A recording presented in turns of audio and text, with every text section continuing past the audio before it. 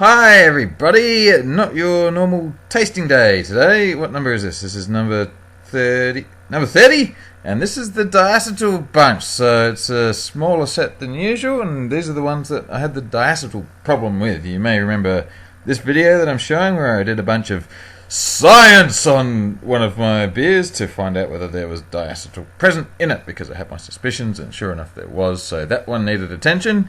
That's going to be the light golden at the end of this video, but we're starting here with my pale.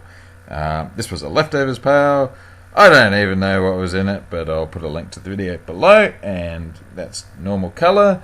There's a good aroma out of this, but this one, well, my initial thought was, this light crystal malt that I've used this time is really bad. I'm never using that crystal malt again. It wasn't bad, it was just overpowering with sweetness. And this one was made with SO4 yeast as well, which you would expect a little bit more sort of residual sweetness from, but I thought at first that it was the light crystal in this one that was causing me to... I mean, it was otherwise fine, but it had that kind of sickly, what I came to know as buttery taste, and obviously that's a hallmark of the old diacetyl. So, as far as leftovers pales go, it was one. Yeah, normally these get 2 thumbs. I can't. It's hard to go wrong with the leftovers pale, but anyway, that was that one. So next up, X for XPA.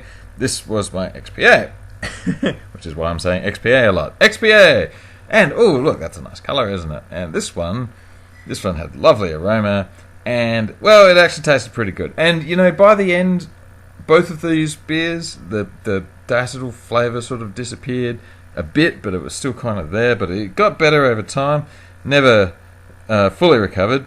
So this one, I reckon I actually really nailed it, except the diacetyl. It was done with USO5 yeast, so I think that helped it slightly a little bit.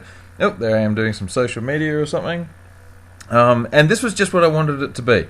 Kind of light-bodied. I think I used carapils and some ale malt, and not a lot of anything, but yeah, so it was what I wanted, but it wasn't right, so I wanted to give it 2 thumbs. I'm going to do that again to almost exactly the same recipe. The hop combination was excellent. I forget what it was.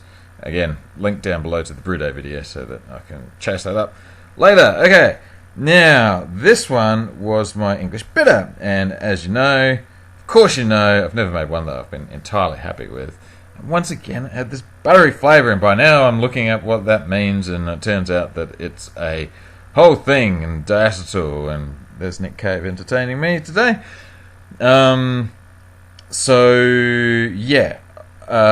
Now, also with this one, I think I'm going to give up on Bramling Cross to get the flavours I want. Maybe it's I always say I like that black curranty sort of fruitiness in these.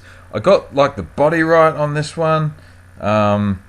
But, yeah, I don't know. Everyone said this should be genuine. Oh, and this one was the second gig for that SO4 that I used in the first one. So, that was that. But, again, not what I was hoping for. So this one gets just the 1 thumb as well.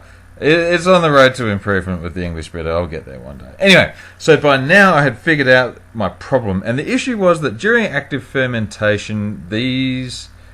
and it was very cold. So when active fermentation stopped, the temperature dropped too quickly for the yeast to clean up the diacetyl. That's my theory, and I caught this one just in time. So I raised the temperature again, and actually this one's pretty good. In fact, I might even, and I'm back to the USO5 on this one too. I might even enter this one in the competition this year. It was, it's quite nice. And this is the one where it had that lovely mouthfeel that I thought, hey, I should do this with a Pilsner and see if it comes out actually like a Pilsner. So that was, I think that was a couple of weeks ago, that video.